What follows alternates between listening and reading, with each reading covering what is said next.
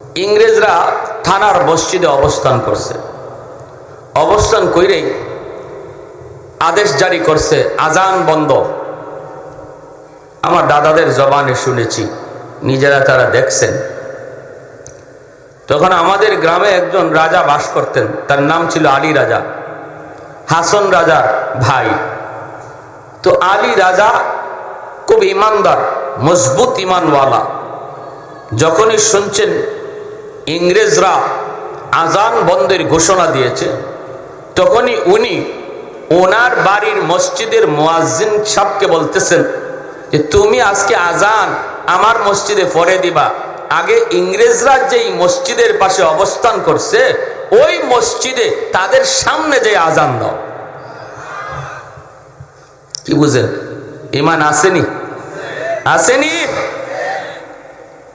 মুয়াজ্জিন সাহেবও কেমন ইমানওয়ালা, ইনিও গেছেন, যেয়া আজান দিয়ে দিয়েছেন। দেওয়া মাত্রই সমস্ত ইংরেজরা এরকম ভাবে অস্ত্র তাক করছে, গুলি করে তারা একদম পাখির মতো শেষ করে দিবে, কোনো বিচার নাই। মারলে তাক করছে, সেনাপতি এসে খায় রাখ, কেউ গুলি করবি না।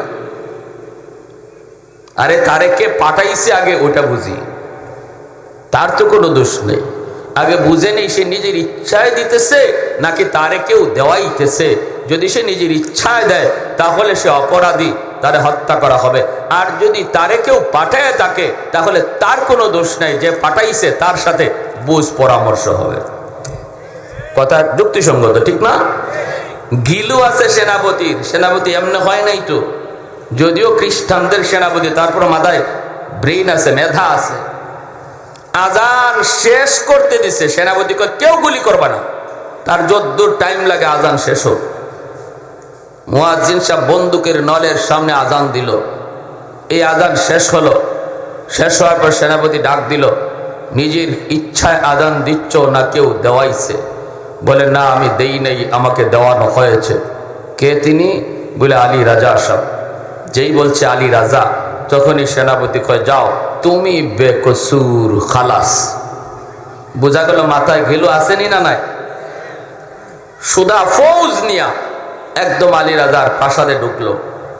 চতুর্দিকে এইরকম রাইফেল তাক করা, উনি ওনার সিংহাসনে বসা। সেনাপতি যায় কয় কেমনে সাহস করলা? এই সাহস আপনি কেমন করে করছেন? আজান দেওয়াইলেন তো দেওয়াইলেন, তাও আমরা যেখানে অবস্থান করি আমাগো মসজিদে। এই সাহসটা দিল কে? তিনি তখন বলতেছেন এটা সাহসের কিছু নাই, যেই জমিনে আল্লাহর নাম উচ্চারণ হবে না এই জমিনে আলী রাজাও থাকতে চায় না। যতদিন থাকবে ততদিন আল্লাহর নাম উচ্চারণ হবে। ঠিক কিনা জোরে কর?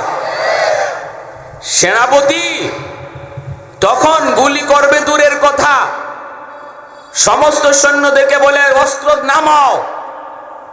এই ধরনের একজন বীর বাহাদুর, যার হাতে এখন কোনো অস্ত্র নাই, আমাদের মোকাবেলা করার কোনো শক্তি তার নাই, আমরা যা খুশি তাই করতে পারবো। এটা জানার পরেও যে এতটা সাহস নিয়ে কথা বলেছে, এমন দুঃসাহসী মানুষকে এরকম ভাবে পাখির মতো গুলি করা, এটা সাহসী মানুষের কাজ না, এটা বুদ্ধিমানের কাজ না, এটা দুঃসাহসিকতা, এটা কোনো ধরনের, এটা কাপুরুষতা, এটা কোনোদিন বীর বাহাদুরের কাজ নয়। যদি আজ তার হাতেও আমাদের মতোই অস্ত্র থাকতো তাহলে মোকাবেলা তার সাথে হতো। সে তো নিরপরাধ, সে তো নিরস্ত্র, তার হাতে কোনো অস্ত্র নাই, অতএব তারে হত্যা করা যাবে না। দাঁড়ান কইয়ে ওনাকে টান দিয়ে বুকে উঠাইয়া কোলাগুলি করলো আর বলল তোমার সাথে বুক মেলানো প্রয়োজন, বুকে গুলি করা নয়। ওনার বীরত্ব আর বাহাদুরির প্রশংসা করেছে। বুঝে আসছে? তাহলে ভয় করবো শুধুমাত্র কাকে?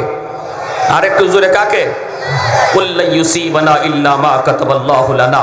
আল্লাহ বলে নবী গো আপনি বলে দিন উম্মতকে, যার কপালে যখন যে হালত যেটা লেখা এটাই হবে, এর ব্যতিক্রম কিছু হবে না। আমার কপালে যদি লেখা থাকে আমি গুলি খেয়ে মরবো, ঘরে বসা থাকলেও গুলি বুকে লাগবে। আমার যদি লেখা থাকে না আমার কিছুই হবে না, আমি যুদ্ধের ময়দানে থাকলেও একদম নিরাপদ থাকবো। এই কথা আল্লাহর কথা। কুল লা ইউসিবানা ইল্লা মা কাতাবাল্লাহু লানা। আল্লাহ পাক যখন যা নির্ধারণ করে রেখেছে তাই হবে। মায়ার নবী, দয়ার নবী দুশমনদের মোকাবেলায় 3000 সৈন্য মুজাহিদ কমিটি গঠন করলেন। আর দুশমনের সংখ্যা ছিল তখন 2 লক্ষ, মুসলমানের সৈন্য সংখ্যা মাত্র 3000। আল্লাহু আকবার। কোন মুসলমানের সৈন্য সংখ্যা মাত্র 3000, দুশমন কয় লাখ? তুলনা চলে? কোন তুলনা চলে? আমার ভাইরা, বন্ধুরা, যুবক,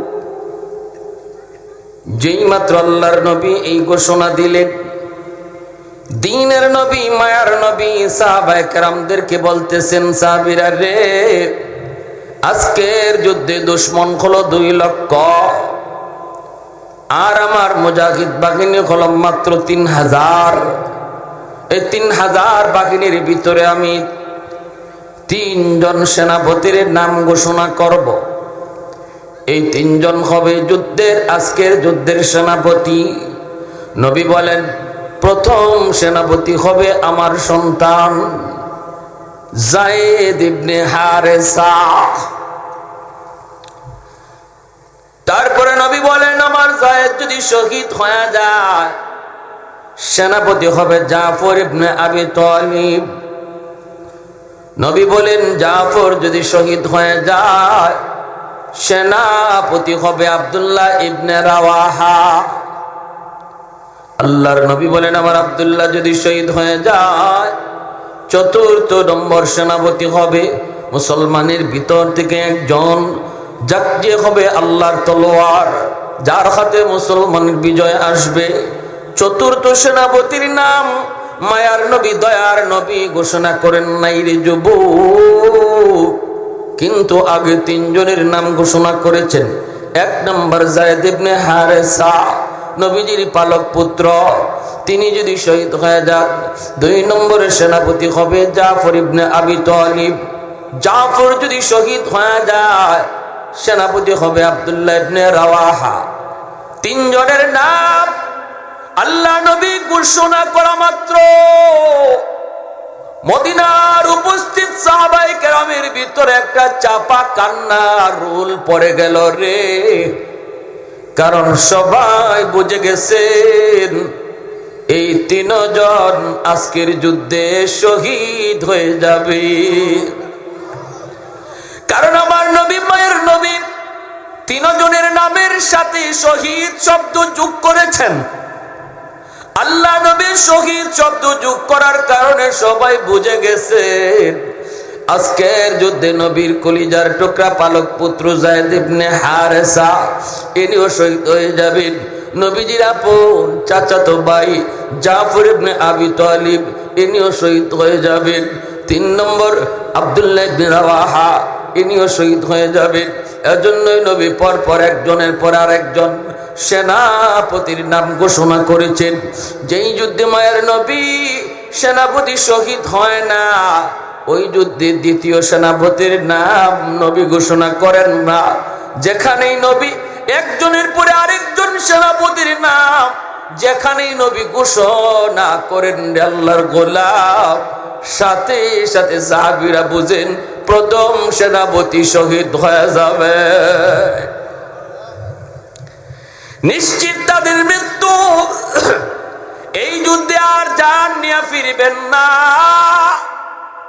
এই যুদ্ধ থেকে তারা জান নিয়ে ফিরবেন না। এই কথা জানার পরেও তারা আল্লাহ নবীর আদেশ মানার জন্য তারা প্রস্তুত হয়ে গেলেন। আল্লাহর নবী বলতেছেন, যাও তোমরা বিদায় নিয়ে আসো, বিবি বাচ্চার কাছ থেকে বিদায় নিয়ে আসো। যায়েদ ইবনে হারেসা আমার নবীর পালক পুত্র, নবীজির পালক পুত্র যায়েদ ইবনে হারেসা। মদিনায় কোনো আপন বলতে কেউ নাই, একমাত্র আমার নবী। আর হলো যায়েদ ইবনে হারেসার একটা ছেলে, 10 বছরের একটা ছেলের নাম হলো উসামা। এই ছেলে আর বাবা নবী ছাড়া কেউ নাই।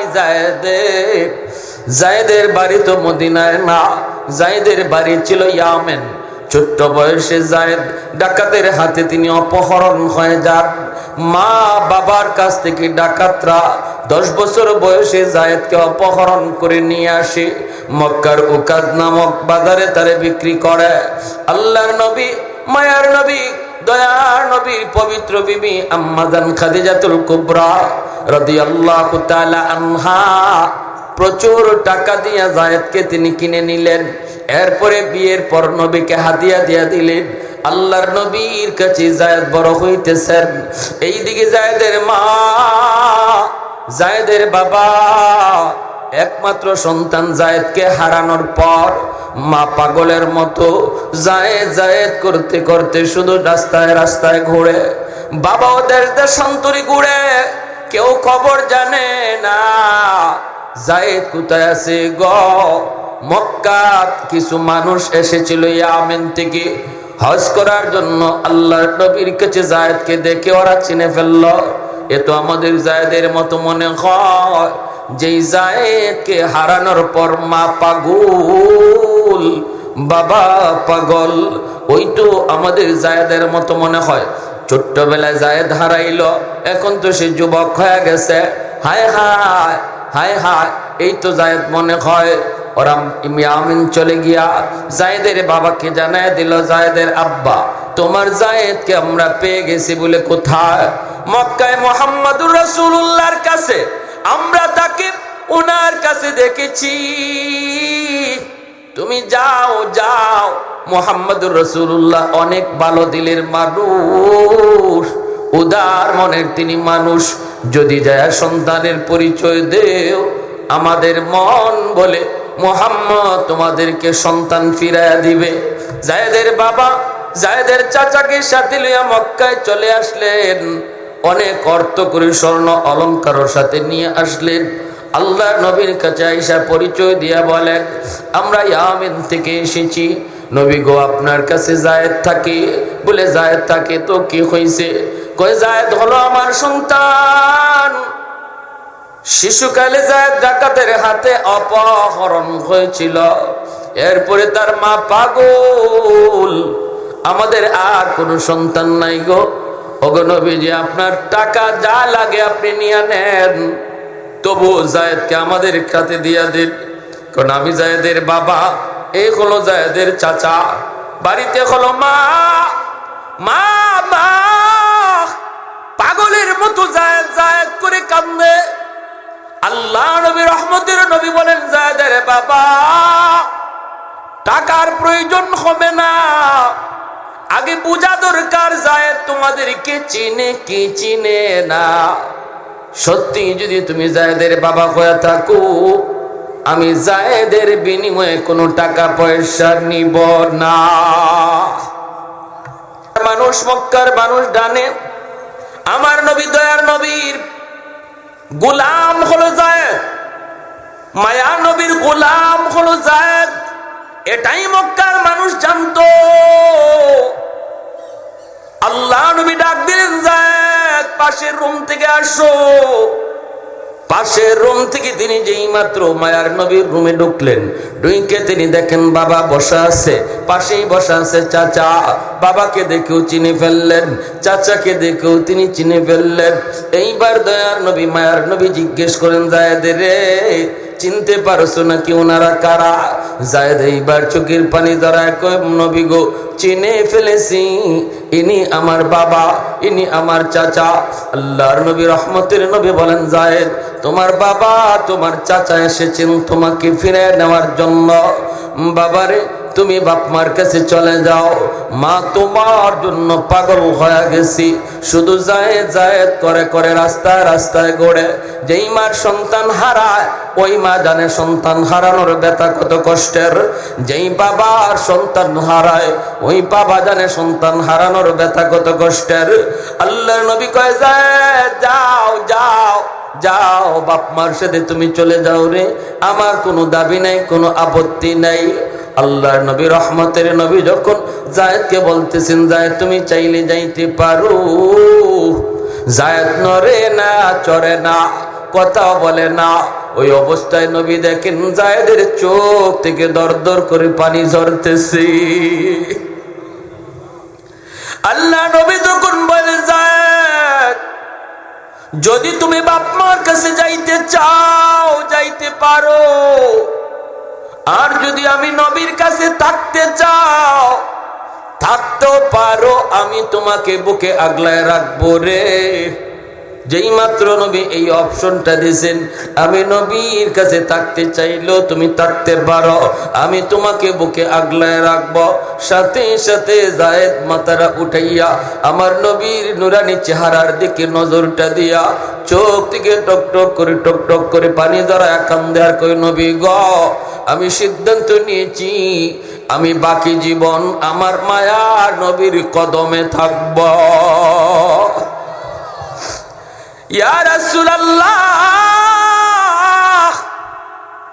আমি তো বাবার আদর মায়ের আদর মায়ার নবীর কাছে পেয়েছি, বাপ মার আদর আমি নবীর কাছে পেয়েছি, অতএব আমি নবীকে সাইরা কোথাও যাইতে পারবো না।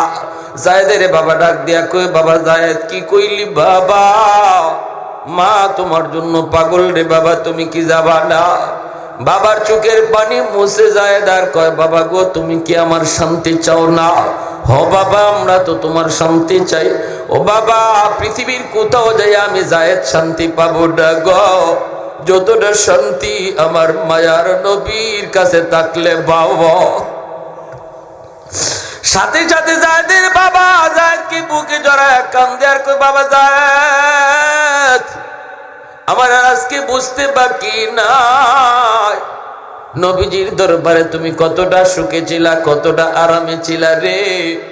আমি যে তোমার মাকে সব কথা বলবো। ঠিক আছে বাবা, আমি বাবা হয়েও স্বীকার করলাম তুমি নবীর কাছেই থাকো। আমরা মা বাবা ইয়ামেন থেকে মাঝে মাঝে তোমাকে দেখার জন্য আমরা আসব। আর একটু জোরে কন্যা সুবহানাল্লাহ। कौनैन मुख्तार खुदा तुमको बनाया, कौनैन मुख्तार खुदा तुमको बनाया, उम्मत का निगाहबान खुदा तुमको बनाया, उम्मत का निगाहबान खुदा तुमको बनाया। मौला मेरा आका मेरा रहमत की नबी है, तजदार मदीना है तो माह अरबी है, अशजार ने देते हैं नबूवत के शहादत, तशकीक कमर में है तो अंगुल की इशारात, तशकीक कमर में है तो अंगुल की इशारात। একটু জোরে সরে কোন আল্লাহু আকবার। মুসলমানের আওয়াজে আল্লাহু আকবার। সাথে সাথে মায়ার নবী দয়ার নবী যায়েদকে কুলে নিয়া ঘর থেকে বের হইয়া সোজা সাফা পাহাড়ে যায় উঠলেন। আল্লাহ নবী সাফা পাহাড়ে উঠে নবী মক্কার মানুষকে এলান করেন, ও মক্কার মানুষেরা ভালো করে শুনো রে, এতদিন পর্যন্ত তোমরা জানতা যায়েদ হলো মুহাম্মদুর রাসূলুল্লাহর গোলাম, কিন্তু আজকে যে যায়েদ মা পাইয়া বাবা পাইয়া বাপ মার সাথে গেল না, নবীর সাথেই থাকার সিদ্ধান্ত নিল। আজ থেকে তোমরা জেনে রাখো, যায়েদা আজকে থেকে আর মুহাম্মদের গোলাম নয়, আজ থেকে যায়েদ হলো মুহাম্মদের পুত্র। আরো জোরে সুবহানাল্লাহ। এজন্য মুতার যুদ্ধে আল্লাহ নবী কই যায়েদ বিদায় নিয়ে আসো ছোট্ট ছেলে উসামার কাছ থেকে। আমি যে কথা বলতেছিলাম, জান যদি দিতে হয় কোন মানুষের কথায় দেয়া যাবে না, দিতে হবে কার কথায়? আওয়াজ আসতে করে জোরে বলেন, কার? আল্লাহ রাসূলের কথাই জান দিতে হবে, কারণ আমার জানের মালিক আমি না, জানের মালিক কি? যিনি মালিক তার মর্জি মতোই দিতে হয়, এজন্য সুইসাইড করা হারাম, আত্মহত্যা করা হারাম। কেউ যদি বলে আমি আমার জান নিয়ে গেলাম, অসুবিধা কি? বলে না না, কার জান? তুমি বলো কার? তোমার জান আসলো কোত্থেকে? জানের মালিক আল্লাহ, এজন্য আত্মহত্যা করা হারাম, সুইসাইড করা হারাম। ভাইরা বন্ধুরা সাবধান, মনে রাখতে হবে আল্লাহর মালিকানায় কখনো হাত দেয়া যাবে জোরে কোন? আল্লাহ সব সইতে পারে, কিন্তু তার মালিকানায় হাত দিলে আল্লাহ সইতে পারে না। কখন আমার মরণ হবে, কখন আল্লাহ আমাকে নিবে সেটা আল্লাহর ইচ্ছা, ঠিক না? এজন্য আল্লাহ এত নারাজ যে আত্মহত্যা করে তার জানাজা পড়াটা পর্যন্ত শরীয়তে নিষেধ করে। ইমাম সাহেবের জন্য, এলাকার গণ্যমান্য মানুষের জন্য চুপচাপ দুই একজনে মিললে তাড়াতাড়ি কবরে রাখো, কারণ তার উপর আল্লাহ লানত। আল্লাহ লানত। সে জানে না দুনিয়ার এই সামান্য কষ্ট থেকে বাঁচার জন্য, দুনিয়ার সামান্য এক পেরেশানি থেকে বাঁচার জন্য কত বড় পেরেশানি সে কামাই করছে, কত বড় যন্ত্রণার কষ্টের সাগরে ডুব দিছে। এটা যদি বুঝতো তাহলে কোনো মানুষ নিজের জান নিজে নিত না, কেউ নিত না। সুইসাইড যারা করে, আমি এমন অনেকদিন দেখছি ফাঁস লাগায় মরছে, জিব্বাটা বের হয়ে বুক পর্যন্ত চলে আসছে। ওই সময়টাতে কামড় দেয় জিব্বা, বাঁচার জন্য আপ্রাণ চেষ্টা করে। হায় আমি মস্ত বড় ভুল করে ফেলেছি, জান যাওয়া যাবে কত কষ্ট, এটা এখন বুঝার বিষয় না, বুঝানোর দেখানো যায় না, এটা এখন বুঝানো যাবে না। যার জান যায় সে জানে কত কষ্ট, তখন বুঝে বাঁচার জন্য আপ্রাণ চেষ্টা করে, কিন্তু বাঁচার কোনো উপায় থাকে না। আল্লাহ এত বড় জঘন্যতম অপরাধ থেকে আমাদের সবাইকে, গোটা পরিবার পরিজন আপনজন গোটা মুসলিম উম্মাহকে হেফাজত করো। প্যারে হাজরিন, এইবার আল্লাহর নবীর পালক পুত্র যায়েদ ইবনে হারেসা ইনি বিদায় নিতে যাবেন ছোট্ট ছেলে উসামার কাছ থেকে। কি বিদায়? আজকের জন্য না, চিরজীবনের জন্য, চিরদিনের জন্য। কারণ যায়েদ নিজেও জানেন এই যুদ্ধই তার জীবনের শেষ যুদ্ধ, তিনি এখান থেকে আর জীবিত ফিরবেন না। কারণ মায়ার নবী তারপরে আরেকজন সেনাপতির নাম ঘোষণা করেছেন। চলে গেলেন সন্তানের কাছে উসামা, জয় বলতেছেন বাবা উসামা, ও বাবা উসামা, বাবাকে বিদায় দাও, আব্বু জিহাদে যাইতেছি, হয়তো আর কোনোদিন বাবার সাথে দেখা হবে না। এই বইলা তিনি সন্তানকে চুমু খাইতেছেন, কপালে চুমু খাইতেছেন, চোখের পানি মুইচে দিতেছেন, আর যায়েদ বলতেছেন বাবা উসামা, কোনদিন যদি বাবার কথা ইয়াদ হয়, কোনদিন যদি বাবার কথা ইয়াদ হয় রে বাবা, তাহলে শামশিরিয়ার রাস্তার কোনো এক কিনারায় তোমার বাবার কবর তুমি বের করে নিও। ভাইরা আমার,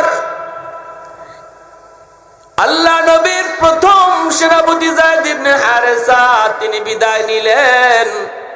দ্বিতীয় সেনাপতি জাফর ইবনে আবি তালিব ইনিও বিদায় নেবেন বিবি বাচ্চার কাছ থেকে। বিবির কাছ থেকে বিদায় নেবেন, দুইটা বাচ্চা আছে জাফরের, একটা হলো 4 বছরের আর একটা 6 বছরের, দুইটা বালক। জাফর তিনি যুদ্ধের পোশাক পরে বিবির কাছে গেলেন বিদায় নেওয়ার জন্য। ঘরে ঢুকে দেখে বিবি কোরআন তেলাওয়াত করে, আর ছোট ছোট বাচ্চাগুলি কোরআন তেলাওয়াত শুনে। যেই করে মা কোরআন তেলাওয়াত করে, এই করে সন্তানগুলা সহজে কোরআনের হাফেজ হয়। কারণ মার আমল সন্তানের উপরে বেশি বেশি পড়ে। আল্লাহর গোলাপ মা যদি নামাজি হয়, দেখবেন ছোট বাচ্চাটাও মার সাথে নামাজে দাঁড়া যায়। মা যদি রুকুতে যায় তাসবিহ পড়ে, সাথে সাথে বাচ্চাটাও টুট নাড়ায় নাড়ায় বুঝায়, সেও তাসবিহ পড়ে।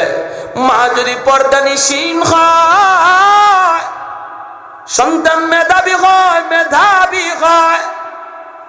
আর মা সন্তান পেটে নিয়ে যদি বেশি বেশি গান শোনে, তাহলে সন্তান গানের মাস্টার হয়। পেটে সন্তান নিয়ে যদি মা কোরআন তেলাওয়াত বেশি বেশি করে, সন্তান কোরআনের হাফেজ হয়। তাহলে মা গো একটু ভালো করে তুমি খেয়াল করো, তোমার সন্তানকে তুমি কি মাস্টার বানাতে চাও? গানের মাস্টার নাকি কোরআনের হাফেজ? যদি তুমি চাও কোরআনের হাফেজ হোক, যদি তুমি চাও সন্তান মা ভক্ত হোক, বাবা ভক্ত হোক, যদি তুমি চাও সন্তান নামাজি হোক, দিনদার হোক, মানুষের কাছে একটা ভালো মানুষ হিসাবে পরিচিত হোক, তাহলে তুমি মা আগে ঠিক হয়ে যাও। তুমি পর্দার ভিতরে চলো। সন্তানকে নিয়ে তুমি কখনো গান শুনবা না। পেটে সন্তান আসার পরে যদি মায় গান শোনে, এই গান শুধু মায় শুনে না, সন্তানেও শুনে। বুঝে আসছে? মা যা করে এর পুরা আসর সন্তানের উপরে পড়ে।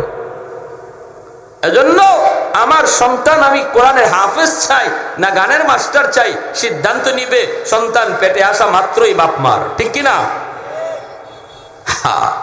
পেটে সন্তান নিয়ে বহু মহিলা বেপরদায় রাস্তাঘাটে ঘুরে, কষ্ট লাগে আমার। পেটে সন্তান নিয়ে যদি মা বেশি বেশি বেপরদায় বের হয়, তাহলে এই সন্তানের ব্রেন ঢিলা হয়, তারসিরা হয়, বোকা হয়, প্রতিবন্ধী হয়। লক্ষ টাকা কোটি টাকা এই বাচ্চার পিছনে খরচ কইরো কোনোদিন ব্রেন খোলানো যাবে না যদি মা পেটে সন্তান নিয়ে রাস্তায় রাস্তায় বেপরদায় ঘুরে। এটা ওদের অভিজ্ঞতার আলোকের কথা, দীর্ঘদিনের অভিজ্ঞতার আলোকের কথা। টক বেশি খাবে মা পেটে সন্তান নিয়ে, বড় হওয়ার পরে সন্তান টক প্রিয় হবে। সন্তান পেটে নিয়ে মা বেশি বেশি মিষ্টি খাবে, সন্তান বড় হওয়ার পর মিষ্টি প্রিয় হবে। এজন্য আমার মা জাফর ইবনে আবি তালিব ঘরের ভিতরে ঢুকলেন, ঢুইকা দেখেন বিবি সাহেব কোরআন তেলাওয়াত করে আর দুইটা বাচ্চা কোরআন তেলাওয়াত শুনতেছে। জাফর কাছে যাইয়েই ডাক দেয়া বলেন, বিবি গো, ও বিবি, কোরআন তেলাওয়াত খানা বন্ধ করো, অল্প সময়ের জন্য বন্ধ করো, আমাকে বিদায় দাও, তারপরে তুমি কোরআন তেলাওয়াত করো। কোথায় গো স্বামী, কোথায় বিদায় দিব? জিহাদের ময়দানে। আজকের জিহাদ হবে ইসলামের ঐতিহাসিক জিহাদ। দুশ্মন হবে, দুশ্মন হলো 2 লক্ষ, আমরা হলাম মাত্র 3000। ওগো বিবি, বিবি, আমি হলাম 2 নম্বর সেনাপতি, আমাকে বিদায় দাও, বিদায় দাও। বিবি তখন বলতেছে, স্বামী গো, বিদায় তো দিব, কিন্তু আমার নবীর হাদিস মতি যুদ্ধে যাবার আগ মুহূর্তে আল্লাহর দরবারে দোয়া কবুল হয়, আমি একটু মুনাজাত করব আর তুমি আমার সাথে আমিন আমিন বলবা। জাফর বলতেছেন, ঠিক আছে বিবি, তুমি হাত উঠাও। সাথে সাথে বিবি হাত উঠায় বলতেছে, ও আল্লাহ পাক, আজকের যুদ্ধে তুমি মুসলমানদের বিজয় দান কইর। জাফর তখন বলতেছেন আমিন, দোয়া কবুল হয়ে গেল। 2 নম্বর হলো আল্লাহর কাছে বিবি দোয়া করে, আল্লাহ আজকের যুদ্ধে তুমি মুসলমানদের শক্তি সাহস বাড়ায় দিও। সাথে সাথে জাফর বলতেছেন আমিন। 3 নম্বর দোয়া করতেছেন, আল্লাহ আজকের যুদ্ধে তুমি আমার স্বামীরে জীবিত আমার কোলে ফিরায় দিও গো আল্লাহ, গাজী বানায় ফিরায় দিও। কারণ আমার 2টা অবুঝ বাচ্চা, এই 2টা অবুঝ বাচ্চা নিয়ে আমি কেমনে চলবো? এই বাচ্চাগুলির এতিম বানায় না আল্লাহ, আমার বাচ্চাগুলির মুখের দিকে তাকাইয়া আল্লাহ তাদের আব্বাকে তুমি গাজী বানায় ফেরত দিও। যেই মাত্র এই দোয়া করেছেন, সাথে সাথে জাফর ইবনে আবি তালিব হাত ছাইরা দিছেন মুনাজাতে, আমিন আর বলেন নাই। আমিন না বইলা তলোয়ারের বার দিয়া বিবির হাতটা আস্তে করে নামায়া দেয়া কয়, বিবি গো, তোমার 3টা দোয়ার মধ্যে প্রথম 2টা আল্লাহর দরবারে কবুল হবে, কিন্তু 3 নম্বর দোয়াটা কবুল হবে না। কারণ নবী আমার পরে আরেকজন সেনাপতির নাম ঘোষণা করেছেন। এতে বোঝা যায় এই যুদ্ধ হবে আমার জীবনের শেষ যুদ্ধ। আমি এই যুদ্ধ থেকে জীবিত ফিরতে পারবো না। আমি চাইছিলাম তোমাকে এই কথাটা বলবো না, আমার বাচ্চাগুলিরও শোনাবো না, কিন্তু তুমি এমন এক দোয়া করছো যে দোয়ার কারণে আমি না বইলা পারলাম না।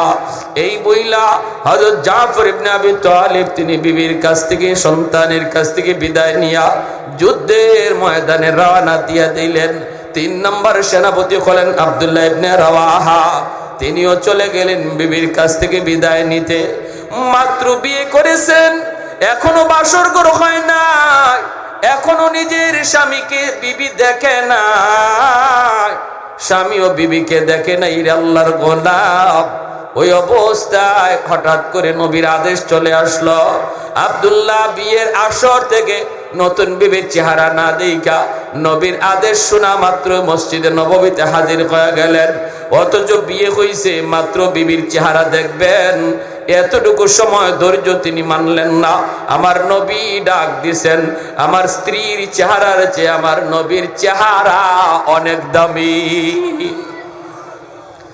মসজিদে নববীতে আইসা হাজির আল্লাহ নবী, রহমতের নবী, মায়া নবী ঘোষণা দিতেছেন, আব্দুল্লাহ আজকের যুদ্ধে তুমি 3 নাম্বার সেনাপতি। আব্দুল্লাহর পরে আরেকজন সেনাপতি হবে যার নাম নবী ঘোষণা করেন না। এতে করে বোঝা গেল আব্দুল্লাহ শহীদ হয়ে যাবেন। অথচ বিয়ে করেছেন, নতুন বিবির চেহারাটা এখনো দেখেন নাই। এরপর আব্দুল্লাহ তিনি রাজি, বিবির চেহারা দেখা লাগবে না, আল্লাহর নবীর কথা, জিহাদে জান দিতে হলে জান দিব। যেই মাত্র আব্দুল্লাহ ইবনে রাওয়াহা তিনি শুনলেন জিহাদের ময়দানে 3 নম্বর সেনাপতি, নবী বলেন যাও বিদায় নিয়ে আসো। তিনি আসলেন ঘরে, আসিয়া তিনি বিবিকে ডাক দিলেন। ঘরের ভিতরে ঢুকেন না, আন্দরের ভিতর বাহির থেকে ঘোড়ার পিঠে সওয়ার, ঘোড়ার পিঠে সওয়ার হইয়ে তিনি ডাক দিয়া বলতেছেন, বিবি গো, ও বিবি আমাকে তুমি মাফ করে দিও, আমি তোমার হকটা আদায় করতে পারলাম না।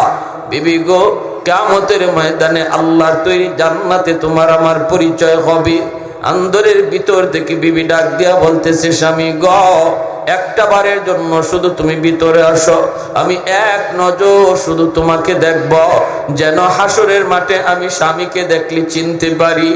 আমার স্বামীর একটা নজর শুধু দেখব, হাসরের মাঠে যেন চিনতে পারি আমার স্বামী। কিন্তু আব্দুল্লাহ ইবনে রাওয়াহা কই, না গো বিবি, আমি ঢুকবো না, কারণ শুনেছি তুমি মদিনার অনেক সুন্দরী নারী, তোমার চেহারা যদি আমি দেখি, যুদ্ধের ময়দানে তোমার চেহারা আমার চোখের সামনে ভেসে উঠতে পারে, তখন আমার যুদ্ধ করতে ব্যাঘাত ঘটবে। না না না, আমি তোমাকে দেখলাম না, তুমিও আমাকে দেখলা না। কিয়ামতের ময়দানে জান্নাতে আল্লাহ তোমার আমার পরিচয় করা দিবে। আব্দুল্লাহ ইবনে রাওয়াহা তিনি সাথে ছিলেন, উনার সাথে বন্ধুরা ছিলেন, আরো সাহাবী ছিলেন। ঘোড়ার পিঠে সওয়ার, যুদ্ধের পোশাক পরা, আন্দরে ঢুকেন নাই, বাহির থেকেই বিদায় চাচ্ছেন, সাথে আরো সাথীরা আছেন। বিবি ঘর থেকে বের হলে পর্দা লঙ্ঘন হতো। পর্দার বিধান আল্লাহর হুকুম, আল্লাহর দেওয়া ফরজ বিধান। নামাজ যেমন ফরজ, পর্দা করা তেমন ফরজ। রোজা রাখা যেমন ফরজ, পর্দা করা তেমন ফরজ। ঠিক কিনা জোরে কন? পর্দা শুধু মহিলাদের জন্য না পুরুষের জন্য? আওয়াজ দিয়ে আসতে হয়েছে, ভাবসাব তো বেশি ভালো না দেখা যায় আপনাদের। পর্দা খালি কন্ট্রাক্টদারি আমরা মহিলাদেরকে দিয়ে দিছি। পর্দা মানে ওই মহিলা বুরকার ভিতরে ঢুকো, আর আমি যেভাবে খুশি ওইভাবে চলবো, যারে খুশি তারে দেখবো। জি না, আল্লাহ পর্দার আলোচনা করতে যাইয়া মহিলার পর্দার আগে পুরুষের পর্দার আলোচনা আগে করছেন। কুল্লিল মুমিনিনা ইয়াগুদ্দু মিন আবসারিহিম, পুরুষদেরকে বলছেন চোখ নিচের দিকে রাখো। পুরুষদেরকে বলছেন নিচের দিকে রাখো।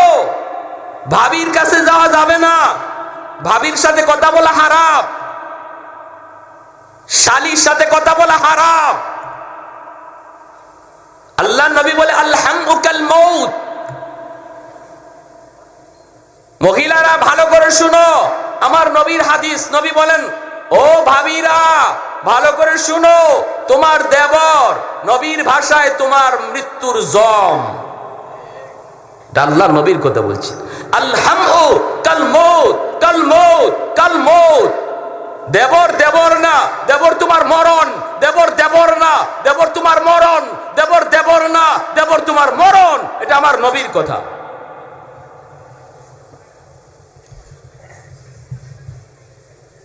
এমনি ভাবে দুলাভাইয়ের জন্য শালীর সাথে কথা বলা, এটা আরেক মরণের ঘাট, ঠিক না? হ্যাঁ বাপরি বাপ, এখানে কথা কইতে খালি মজাই লাগে। মোবাইল আর গরম হয় না, আর বিবির সাথে নিজের স্ত্রীর সাথে হালাল বউর সাথে কথা কইতে 1 মিনিট কথা কই, আচ্ছা ঠিক আছে তেল দাও পেঁয়াজ আচ্ছা আনবো রাখো, শেষ। 4 নাম্বার কথা কওয়ার সুযোগই। আর যদি শালি ফোন দেয়, খাইছো কি দিয়া, বোয়াল মাছ না শিং মাছ?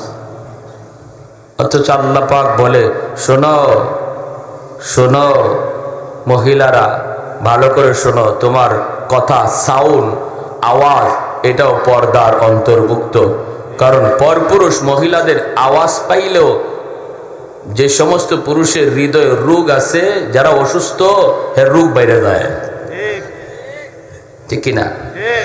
হ্যাঁ, ইয়া নিসা আন-নবী লাস্তুন্না কাআহাদিম মিনান নিসা ইন ইত্তাকাইতুন্না ফালা তাখদা'না বিল কওল ফায়াতমা'আল্লাযী ফী কলবিহি মারাদ। আল্লাহ নিজে বলতেছেন এরা অসুস্থ। ফায়াতমা'আল্লাযী ফী কলবিহি মারাদ ওয়া কুলনা কাওলাম মা'রুফা। আল্লাহ পাক রব্বুল আলামিন বলেন, সাবধান সাবধান, নারী তুমি পরপুরুষের সাথে কথা বলার সময় মিষ্টি সুরে কথা বলবা না, নরম সুরে তুমি কথা বলবা না। পরপুরুষের সাথে তুমি কথা বলবা, পরপুরুষ বলতে কি কই, চাচাতো ভাই এটাও পরপুরুষ, খালাতো ভাই এটাও তোমার জন্য পরপুরুষ, মামাতো ভাই তোমার জন্য পরপুরুষ, এমনি ভাবে ফুফাতো ভাই পরপুরুষ। কোনো ভাই আপন ভাই ছাড়া কোনো ভাই শরীয়তে এলাও না। এই ভাইয়ের সাথে কথা বলা তোমার জন্য হারাম, দেখা করা হারাম, মিষ্টি সুরে কথা বলাও হারাম। কারণ এখানে গন্ডগোল বেশি। আমরা পর্দা বলতে খালি ঘর থেকে বের হইলে বোরকা পরে বের হওয়া এটাই বুঝি, কিন্তু ঘরের ভিতরে যে পর্দা আরো বেশি জরুরি। অঘটন বেশি যে ঘরে ঘটে, অঘটন বেশি যে ভিতরে ঘটে, এই খবরই নেই। কেন চাচাতো ভাই তোমার কাছে আসবে, চাচতো ভাই মামাতো ভাই খালাতো ভাই কেন আসবে, কেন আসবে? তাদের সাথে পর্দা করা হারাম, ফরজ, দেখা করা হারাম। যেখানে মানুষ সন্দেহ করে না, এখানেই অঘটনটা বেশি ঘটে, ঠিক কিনা? জোরে কর। বোরকা পইরা রাস্তায় বের হইয়া একটা অঘটন করা এত সহজ না, ঘরের ভিতরে যতটা সহজ। এজন্য আল্লাহ পর্দার বিধানের ক্ষেত্রে ঘরের কথা উল্লেখযোগ্যভাবে আল্লাহ কোরআনে উল্লেখ করেছেন। ওই মহিলাই পর্দানিসীন, যে মহিলা ঘর থেকে বের হতেও বোরকা পরে বের হয়, আর ঘরের ভিতরেও যাদের সাথে দেখা করা ফরজ তাদের কাছ থেকে দূরে থাকে, তাদের সাথে কথা বলে না।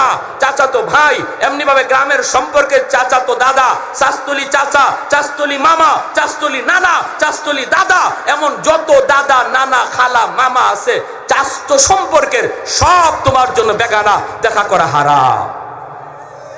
কোন এলাও নাই শরীয়তে। বলে আমার দাদা হয়, আমার নানা হয়, আমার দাদি হয়, আমার নানি হয়, আমার চাচি লাগে, আমার মামি লাগে, কোন এলাও নাই শরীয়তে, একমাত্র আপন ছাড়া। আর আমরা তো পর্দা বলতে মনে করি ইমাম সাহেব যাইতেছে মাথায় ঘোমটা দেলাইছে, মাশাআল্লাহ বেশি সাংঘাতিক পর্দানিসীন মহিলা। তাহলে ইমাম সাহেব দিকে বুক মাথায় কাপড় দিলেই পর্দানিসীন হয়ে যায়? এছাড়া মহিলা ঘাটে নামছে গোসল করতে, বাচ্চারা কে বাবা দেখিস তো কোনো বেটা মানুষ যায় কিনা, বেটা মানুষ গেলে আমারে বলিস। হ্যাঁ, এখন পোলা দেখে হুজুর আসতেছে, কে প্রথমে আসতেছে, কে এরকম ভাবে একটা ওই যে ফেরিওয়ালা আছে না, চুরি বেছে, ফেরিওয়ালা আসতেছে, আম্মা বেটা মানুষ আসতেছে। মহিলা তাড়াতাড়ি ঘুমটাতে উঠছে, ওইটা দেখে ওই যে চুরিওয়ালা প্রতিদিন বাড়িতে এসে চুরি বেছে ওই লোক যাইতেছে। তখন পোলারে ধমক, দেখ বেটা, তোর কিছু বেটা মানুষ দেখলে ডাক দিতি, তুই এই লোক দিকে কয় কেন আম্মা, ওই বেটা না? প্রতিদিন আমাকে সাথে গল্প করে আইসা চুরি বেছে, হে আবার কেমন বেটা, বুঝে আসছে হয়েছে নি কাম? ফাতিল লয়ে যায়, এই সময় ডাক দিছে একটারে, তখন আমায় ধমক দিছ, এ প্রতিদিন আমাকে ফাতিল বেছে, আরেকদিন একটা তরকারি বেছে, হেরে দেখ, তখন হুজুর আসতেছে। পোলায় আর কিছু কয় না। এখন তো হুজুরে যখন এলিছে, মা উঠতে কয়, আর আমি তুই এটা কি করলি, তুই এটা কি করলে, আমারে বললি না? কয় মা আমি তো বেটাই চিনতেছি না কেডা, আমি তো বেটাই চিনতেছি নাকি। হ্যাঁ, হুজুর আসলে খালি বুকে মাথায় কাপড় দেওয়ার নাম পর্দা না, মনে রাখতে হবে পর্দার উল্লেখযোগ্য একটা অংশ ঘরের ভিতরে আছে, ঠিক কিনা ভাই? এজন্য আমার মেয়েকেও আমি খেয়াল রাখবো, আমার বোনকে আমি খেয়াল রাখবো, আমার স্ত্রীর দিকেও আমি খেয়াল রাখবো। সাবধান, ওই ঘরের ভিতরে যেন পর্দা লঙ্ঘন না হয়। আমার বন্ধু আসছে চা খাবে, ই কেমন স্বামী, এই স্বামীরও আমি বেড়া কইতে আমার লজ্জা লাগে। যে বউরে কয় যাও আমার দুস্তরে এক কাপ চা দিয়ে আসো, স্বামী হইয়া যদি নিজের স্ত্রীরে দুস্তের কাছে পাঠায় চা দিয়ে আসার জন্য, এই স্বামীরে বেটা মানুষ বলবেন আপনারা? কেমন বেটা? এজন্য আমার ভাইরা হাসরের মাঠে প্রত্যেক দায়িত্বশীল আল্লাহর কাছে জবাব দিবে। স্বামী স্ত্রীর ব্যাপারে জবাব দিতে হবে, বড় ভাই বোনের ব্যাপারে জবাব দিতে হবে, এমনি ভাবে আমার ভাইয়েরা মেয়ের ব্যাপারে বাবাকে জবাব দিতে হবে। প্রত্যেকেই জবাব দিতে হবে তার দায়িত্বশীল মানুষের ব্যাপারে। হযরত আব্দুল্লাহ ইবনে রাওয়াহা রাদিয়াল্লাহু তাআলা আনহুর স্ত্রী, তিনি একটা বারের জন্য বের হতে পারতেন, বের হলেই স্বামীকে দেখতেন। যেই স্বামীর সাথে তার বিয়ে হলো মাত্র, যে স্বামীর সাথে বিয়ে হলো মাত্র, এই স্বামীর চেহারাটা শুধু দেখতে পারতেন এক নজর ঘর থেকে বের হলে। কিন্তু সমস্যা ছিল কি, পর্দা লঙ্ঘন হতো, ওনাকে অন্য পরপুরুষ দেখে ফেলতো, তাও কি এক পলকের জন্য শুধু দেখে ফেলতো। মানতে পারলেন না। কি পরিমাণ আল্লাহর ভয়, কি পরিমাণ আল্লাহ ভীতি ছিল, তিনি বের হলেন না। আব্দুল্লাহ ইবনে রাওয়াহা জিহাদের ময়দানে চলে গেলেন। যুদ্ধ শুরু হয়ে গেল। আল্লাহর নবী মসজিদে নববীতে বসা, মায়ার নবী সাহাবায়ে কেরাম যাদের ভিতরে যারা ছিলেন দুর্বল, যারা ছিলেন মাযুর, তাদেরকে নিয়ে আল্লাহর নবী মসজিদে নববীতে বসা। আর জিব্রাইল আমিন ওই মুতার যুদ্ধের চিত্রটা আমার নবীর চোখের সামনে টিভির পর্দার মতো আল্লাহ জিব্রাইল মারফতে তুলে ধরেছে। সুবহানাল্লাহ। মসজিদে নববীতে আল্লাহর নবী নিজেই তিনি যুদ্ধের হালচাল দেখতেছেন। আল্লাহর নবী সাহাবায়ে কেরাম যারা মাজুর, যারা ছিলেন দুর্বল অসুস্থ, তাদেরকে নিয়ে নবী মসজিদে নববীতে, আল্লাহর নবী দেখেন আর কেউ দেখে না, নবী দেখতেছেন কিন্তু দেখাইতেছেন কে? আর একটু জোরে বলেন কে? আল্লাহ যদি দেখায় নবী তখন দেখে, আল্লাহ যদি জানায় নবী তখন জানে। এর নাম আলিমুল গায়ব নয়, এর নাম আলিমুল গায়ব নয়। আলিমুল গায়ব হলো আল্লাহ জানাইতে হয় না, নিজে নিজেই জানে। এমন ক্ষমতা আল্লাহ ছাড়া কারো নাই, ঠিক কিনা? এজন্য আমার নবী, দয়ার নবী, মায়ার নবী যখন যা জানছেন অদৃশ্য বিষয়ের যুবক আল্লাহ জানাইছেন তখন জানছেন। এজন্য আমার ভাইরা, আল্লাহর নবীর সাহাবী আব্দুল্লাহ ইবনে রাওয়াহা তিনিও যুদ্ধে প্রথম সেনাপতি যায়েদ ইবনে হারেসা, এই যায়েদ ইবনে হারেসার হাতে ইসলামের পতাকা। আল্লাহর নবী রহমতের নবী মসজিদে নববীতে তিনি সাহাবীদেরকে নিয়ে যুদ্ধের হালচাল দেখতেছেন। নবী হঠাৎ করে বলতেছেন, সাহাবীরা রে, এই যে দেখো আমার জায়েদের হাতে ইসলামের পতাকা। যুদ্ধ শুরু হয়ে গেল। আমার জায়েদ বীর বিক্রমে যুদ্ধ করতেছে, অসংখ্য দুশমনগুলিকে জাহান্নামে পাঠিয়ে দিছে। এরপরে নবী হঠাৎ করে চিৎকার দিয়ে বলেন, সাহাবীরা, এই মাত্র আমার জায়েদকে দুশমনরা শহীদ করে ফেলেছে। আল্লাহ নবী বলে, ইসলামের পতাকা 2 নম্বর সেনাপতি জাফর ইবনে আবি তালিবের হাতে। জাফর পতাকা তুলে ধরেছেন, মাটিতে পড়তে দেন না। যুদ্ধ শুরু হয়ে গেল। নবী বলতেছেন, আমার জাফর পতাকা হাতে নিয়েছে, যুদ্ধ শুরু হয়েছে। কচু কাটা কাটতেছে আমার জাফর দুশমনদেরকে। যেই দিকে তলোয়ার চালায় দুশমন কচু কাটা হয়ে যায়। আল্লাহর নবী বলেন, হঠাৎ করে নবী কয়, সাহাবীরা, আমার জাফরের পিছন দিক থেকে বেঈমান আঘাত কইরা তার ডান হাতটা কেটে ফেলেছে। সাথে সাথে জাফর ইসলামের পতাকা বাম হাতে তুলে ধরেছে। দুশমন বাম হাতটাও কেটে ফেলেছে। সাথে সাথে জাফর কামড় দিয়া পতাকা ধরে রাখছে। দেহটা দ্বিখণ্ডিত হয়ে গেল, জমিনের মধ্যে তিনি পড়ে গেলেন। কিন্তু ইসলামের পতাকা ছাড়তে রাজি না, পতাকাটা কামড় দিয়ে ধরে রাখছেন। 3 নম্বর সেনাপতি আব্দুল্লাহ ইবনে রাওয়াহা ইসলামের পতাকা নেওয়ার জন্য আসলেন, টানাটানি করেন। কিন্তু জাফর তিনি তো শহীদ প্রাণ নাই, পতাকা কামড় থেকে ছাড়তে রাজি না। ইসলামের পতাকা মাটিতে পড়বে এটা মানতে রাজি না। আব্দুল্লাহ ইবনে রাওয়াহা পতাকাটা আনেন আর বলেন, জাফর পতাকাটা তুমি ছেড়ে দাও রে ভাই, আমি অন্য কেউ না, আমি 3 নম্বর সেনাপতি, যাকে নবী তোমার পরে ঘোষণা করেছে। এইবার জাফর কামড়টা ছেড়ে দিলেন, ইসলামের পতাকা আব্দুল্লাহ ইবনে রাওয়াহার হাতে চলে আসলো। বীর বিক্রমে তিনি যুদ্ধ করতেছেন। এরপরে তিনিও শহীদ হয়ে গেলেন। আল্লাহ নবী বলছিলেন, চতুর্থ সেনাপতি হবে আল্লাহর তলোয়ারের মধ্য থেকে একজন, তার হাতে ইসলামের বিজয় আসবে। এই 2 লক্ষ দুশমনের বিজয় মোকাবেলায় বিজয় আসবে। তিনি কে? চতুর্থ সেনাপতি তিনি হয়েছিলেন মুসলমানের ভিতর থেকে পরামর্শক্রমে তিনি হলেন খালিদ বিন ওয়ালিদ রাদিয়াল্লাহু তাআলা আনহু। আল্লাহু আকবার, মুসলমানের আওয়াজে কোন আল্লাহু আকবার। খালিদ বিন ওয়ালিদ রাদিয়াল্লাহু তাআলা আনহুর হাতে যখন ইসলামের পতাকা আসলো, আল্লাহ পাক রব্বুল আলামিন তার তলোয়ারটাকে 9 হাত লম্বা বানায় দিয়েছেন। আল্লাহু আকবার। বুখারী শরীফ জিলদ সানি কিতাবুল মাগাজির মধ্যে এসেছে, খালিদ বিন ওয়ালিদ রাদিয়াল্লাহু তাআলা আনহুর হাতে মুতার যুদ্ধে 9 খানা তলোয়ার ভাঙছে। তলোয়ার ভাঙছে কয়টা? 9। সাহাবায়ে কেরাম মুজাহিদরা বলে, আমরা দেখি খালিদ শুধু এইভাবে তলোয়ার গোরানি দেয়, এক একটা গোরানিতে শত শত দুশমনের কল্লা দেহ থেকে আলাদা হইয়া জমিনে পড়ে যায়। আল্লাহু আকবার। মুসলমান যুদ্ধ করে আল্লাহর গায়বী সাহায্য নিয়া, অস্ত্র বলে যুদ্ধ করে না, সৈন্য বলেও যুদ্ধ করে না, মুসলমান যুদ্ধ করে আল্লাহর গায়বী সাহায্য নিয়া। আজও তাম দুনিয়ার সমস্ত বেদিন বেঈমান মুসলমানকে ভয় পাইত। যদি আমরা মূল অস্ত্র ঠিক রাখতাম, আমাদের মূল অস্ত্র হলো আল্লাহর সাহায্য, আমরা যদি আজও আল্লাহকে খুশি করতে পারতাম রে যুবক, তাহলে আজও দুশমন আমাদেরকে ভয় পাইত। আমাদের হাতের পাথরের টুকরা আর মাটির চাকার ঢিলকে আল্লাহ পাক এটম বোমা বানায় দিত। ওয়ালা তাহিনু ওয়ালা তাহজানু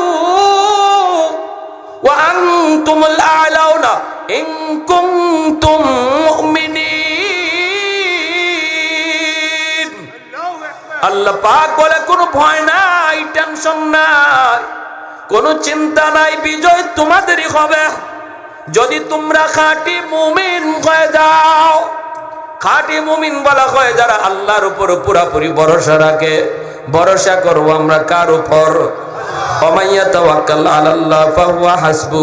আল্লাহ বলে, বান্দা আমি আল্লাহর উপর তুমি যেই পরিমাণ ভরসা রাখবা, আমি তোমার সাথে ওই পরিমাণ লেনদেন করব। আমরা তো আল্লাহর উপর ভরসা 100 করতেই পারি না। আমরা 50 আল্লাহর উপরে আর 50 মেম্বারের উপরে, 50 আল্লাহর উপরে, 50 দোকানের উপরে, 50 আল্লাহর উপরে, 50 জমির উপরে। এজন্য আল্লাহর লেনদেন আমাদের সাথে এইরকম। কিন্তু যারা আল্লাহর উপর 100 ভরসা করছে, ময়দানে দাঁড়াইছে মাত্র 3000, দুশমন ছিল 2 লক্ষ, এরপর আল্লাহ বিজয় দান করেছে। সুবহানাল্লাহ, মুসলমানের বিজয় হয়েছে। ভাইরা, এজন্য বলতেছিলাম, বলুন এই মুহূর্তে আমাদের সবক কি? আমরা কাকে খুশি করব? আল্লাহকে। হ্যাঁ, আমরা যদি আল্লাহরে খুশি করতে পারি, এটি আমাদের সবচেয়ে বড় পাওয়ার, সবচেয়ে বড় অস্ত্র, ঠিক না? ময়দানে দাঁড়াইছেন মাত্র কয় হাজার? 3000। দুশমন ছিল কয় লাখ? 2 লাখ। কচু কাটা হয়ে গেছে। তার মানে বোঝা গেল মুসলমান তলোয়ার চালাইছে আর মূল অ্যাকশনে গেছেন আল্লাহ নিজে।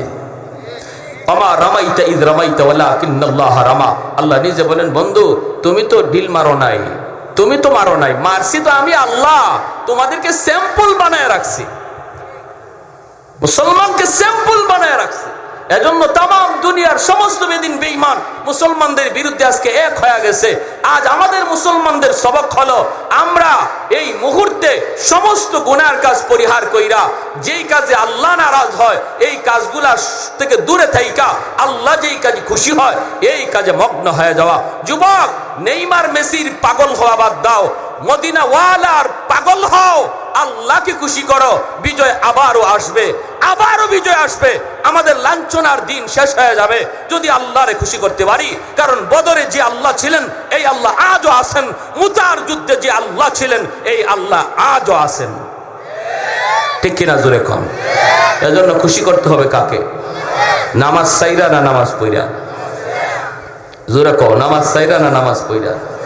পর্দা সাইরা না পর্দা কইরা? আজ থেকে নিজের মেয়েকে, নিজের বোনকে, নিজের স্ত্রীকে পর্দায় রাখবো। কারা কারা একটু হাত উঠে আল্লাহকে দেখান। আল্লাহ তুমি প্রতিটা হাতকে কবুল করো। বুঝের মাধ্যমে, পিটায়া না, নরম ভাষায় বলবেন। একবার না বুঝে আরেকবার বলবেন। কেউ শাসনে যাবেন না। সারা জীবন বোরকা ছাড়া হাঁটতেছে, আজকে আমার কথা গিয়ে যদি বাসাত পিটানি শুরু করেন তে তো বিপদ, কোনো লাভ নেই। এই ধরনের জোর জবরদস্তি না, সহজ ভাষায় বুঝের আকারে আপনি বলবেন, দেখবেন মেনে নেবে। আর ছোট্ট মেয়েগুলারে, ছোট্ট সন্তানকে ছোটকাল থেকে বাপমা যা শিখায় এটা বড় হওয়ার পরেও সে এটা মানে। এর জন্য শিশু বাচ্চাদেরকে আমরা শিশুকাল থেকে ইসলামী শিক্ষায় বড় করব, মাদ্রাসায় ভর্তি করব। 5টা বছর মাদ্রাসায় পড়ান, নুরানি মাদ্রাসায়। এরপরে যদি আপনার ভালো না লাগে আপনি ডাক্তার বানাইয়েন, ইঞ্জিনিয়ার বানাইয়েন, প্রফেসর বানাইয়েন, কিন্তু 5 বছর মাদ্রাসায় পড়ানোর কারণে তার কলিজার ভিতরে ইসলাম পাথরে খোদাই করে লিখে দেওয়া হয়েছে। আল্লাহর কোরআন তার কলিজায় ঢুকায় দেওয়া হয়েছে। এই ইসলামের আদর্শগুলি তার কলিজায় ঢুকায় দেওয়া হয়েছে। এই ছেলে কলেজে গেলেও বেনামাজি হবে না, এই ছেলে ভার্সিটিতে গেলেও ইসলাম বিরোধী হবে না, সে ঢাকা ইউনিভার্সিটিতে পড়লেও ইসলামের সৈনিক হবে। মা ভক্ত হবে, বাবা ভক্ত হবে। এজন্য বলি মুসলমানের সন্তান আগে বানান। 5টা বছর মাদ্রাসায় পড়াইলে আগে মুসলমানই শিখে। এজন্য মুসলমানই আগে শিখান, তারপরে তারে ডাক্তার বানান, তারপরে ইঞ্জিনিয়ার বানান। আর যদি হাফেজে কোরআনের বাবা হওয়ার নিয়ত করেন, আলেমের বাপ্পা হওয়ার নিয়ত করেন, তাহলে তো নূরুন আলা নূর। এর উপরে দুনিয়াতে সফল কোনো বাবা মা হতে পারে না যেই বাপমার সন্তান কোরআনের হাফেজ, যেই বাপমার সন্তান একজন আলেমে দিন। আমি বলি যদি এটা আপনি নাও করেন, আপনি যদি জেনারেল লাইনেও পড়ান, কিন্তু মনে রাখবেন সন্তানকে মুসলমানি শিখানো এটা আপনি বাবার জিম্মাদারি, এটা আপনি বাবার উপরে দায়িত্ব। আপনার সন্তান আপনার কাছে আমানত, নতুবা কিয়ামতের ময়দানে এই সন্তান আপনার বিরুদ্ধে আল্লাহর আদালতে মামলা দিবে। আল্লাহ, আমার বাবা খেয়ানতকারী, আমার মা খেয়ানতকারী, তারা আমার হক আদায় করে নাই, আমার ওই শিক্ষা দেয় নাই যে শিক্ষায় তোমাকে চিনা যাইতো, আমাকে ওই শিক্ষা পড়ায় নাই যে শিক্ষা পড়লে আখিরাত জানা যাইতো। আল্লাহ, আমার বাবাকে ডাকো, আমার মাকে ডাকো, জাহান্নামে ওদেরকে আগে ফালাও। রব্বানা আতিহিম দিফাইন মিনাল আযাব ওয়ালআনহুম লানান কাবীরা। ডাবল শাস্তির আবদার করব কলিজার টুকরা সন্তানে বাপ মার বিরুদ্ধে আল্লাহর আদালতে যদি আমরা শিশুকালে বাচ্চাকে মাদ্রাসায় না পড়াই। নাতিটারে মাদ্রাসায় লইয়া যান, বাচ্চাটারে মাদ্রাসায় লইয়া যান, তাদেরকে পড়ান। কারা কারা নিয়ত করছে একটু হাত উঠাই। আল্লাহ, আল্লাহ তুমি প্রতিটা এখানে বাবা দাদা প্রত্যেককে আল্লাহ হাফেজে কোরআনের বাপমা বানাও, আলেমের দাদা দাদি বানাও, নানা নানি বানাও। ওয়া আখির দাওয়ানা আনিল হামদুলিল্লাহি রাব্বিল আলামিন।